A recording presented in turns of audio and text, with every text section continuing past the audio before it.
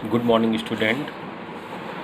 मैं क्लास 12 की बायोलॉजी विषय के अंतर्गत बच्चों कल मैंने बायोलॉजी का जो पहला चैप्टर है जीवों में जनन रिप्रोडक्शन इन ऑर्गेनिज्म चैप्टर के अंतर्गत कल मैंने आपको जीवों में जनन, जीवों के जनन के उद्देश्य, जनन की विधियां जो कि 3 प्रकार की होती हैं, अलैंगिक जनन, कायिक जनन, लैंगिक जनन। अलैंगिक जनन को इंग्लिश में एसेक्सुअल रिप्रोडक्शंस बोलते हैं। कायिक जनन जो कि 2 प्रकार की होती है, प्राकृतिक जनन, कृत्रिम जनन, और जो तीसरी जनन की विधि है उसका नाम है लैंगिक जनन। इत्यादि टॉपिक के बारे में कल मैंने आपको पढ़ाया था।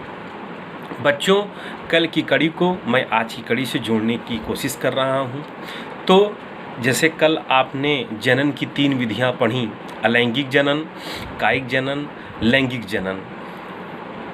अलैंगिक जनन की बात करें तो अलैंगिक जनन में संतति मतलब संतान एक ही जनक से बनते हैं। जनक मतलब उनके पेरेंट्स, इसीलिए वह अलैंगिक जनन अर्थात एसेक्सुअल रिप्रोडक्शंस कहलाता है।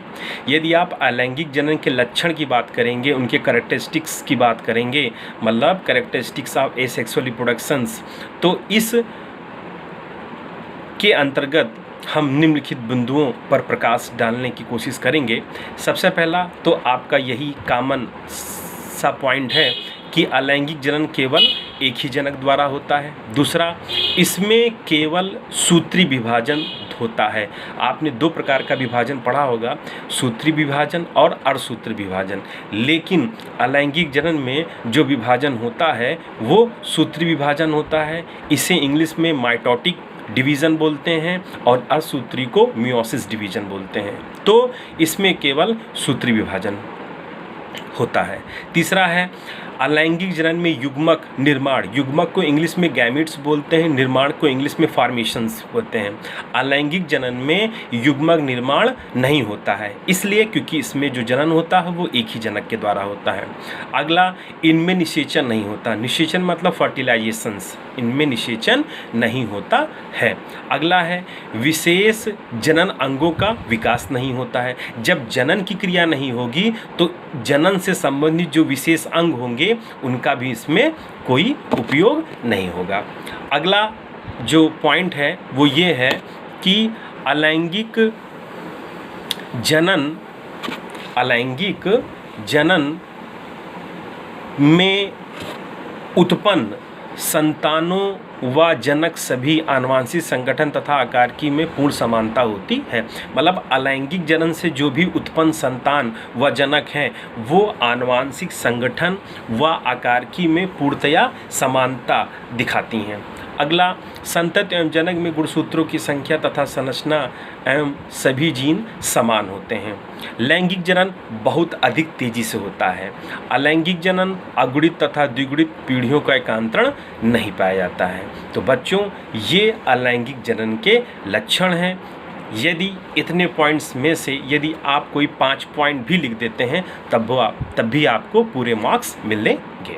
अब आपने अलैंगिक जनन के लक्षण के बारे में पढ़ लिया। अब आप पढ़ने जा रहे हैं एडवांटेज, जिसे हम बोलते हैं हिंदी में लाभ, अर्थात अलैंगिक जनन के लाभ, एडवांटेज ऑफ एसेक्सुअल रिप्रोडक्शन। अब लाभ क्या है? लाभ तो पहला ये है कि अलैंगिक जनन एक जनक द्वारा होता है, अतः जनन की संभावना निश्चित होती है। दूसरा, अनेक जंतुओं व पादपों मतलब पौधों में यह प्रतिकूल परिस्थितियों को सफलतापूर्वक सहन करने की क्षमता प्रदान करते हैं। मतलब जो भी जंतु हैं, पेड़ पौधे हैं, यह जो अलैंगिक जनन होता है जो भी प्रतिकूल परिस्थितियां हैं सहन करने की क्षमता प्रदान करते हैं। अब यदि लाभ है, एडवांटेज है, तो डिसएडवांटेज भी, हानियां हैं। हानियां क्या हैं? इनका पर्यावरण के प्रति अनुकूलन बहुत कम होता रहता है। दूसरा, आनुवांशिक विभिन्नताओं की अनुपस्थिति में नए जीवों का विकास नहीं हो पाता है। ठीक, तो ये आपने अलैंगिक जनन के हानि के बारे में पढ़ा।